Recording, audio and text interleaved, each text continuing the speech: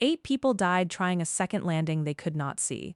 The charter carried Army engineers and contractors to a mountain radar station with no road and no alternate runway, where fog erases the margin for error.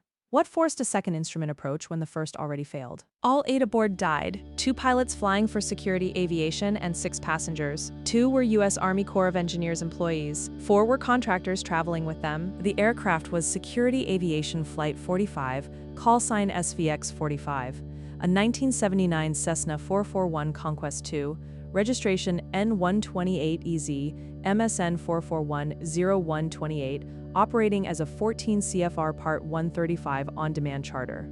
It left Ted Stevens Anchorage International Airport around 9:12 to 9:15 a.m. local Thursday, August 20, bound for Cape Newenham Long-Range Radar Site Airport, ICAO PAH, about 450 miles southwest on the Bering Sea coast. The destination was initially reported as Cape Newenham and Camp Newenham. The correct name is Cape Newenham, a United States Air Force long-range radar site, not an Army site. It is part of the Alaska NORAD region under the 613th Air Support Group and 11th Air Force, built in 1951 by Alaskan Air Command with Haddock engineers, operational in 1954 with the 794th Aircraft Control and Warning Squadron, redesignated November 1000, 1983 and transferred to 11th Air Force in 1990.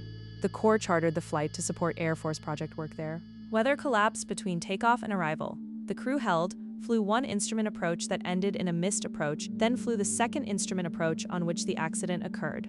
At a strip where the last 200 feet of runway 15 can have parked aircraft, an approach is preferred from the northwest to land 15 and take off 33.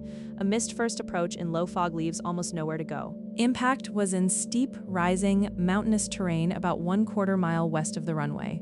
Some accounts place it 1/4 to 1/3 of a mile, others up to about 1 mile. The variation reflects the slope and fog.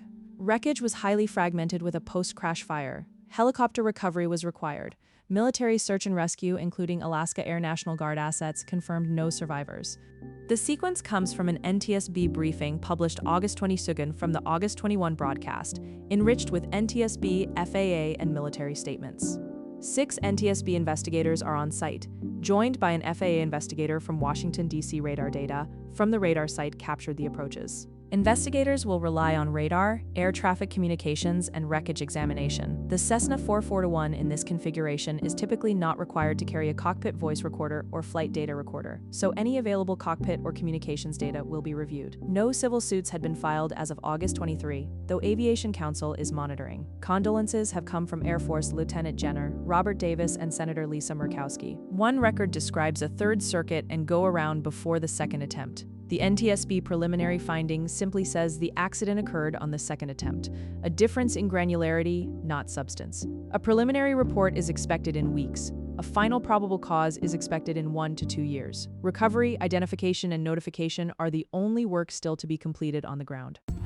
Like and follow for more stories that matter.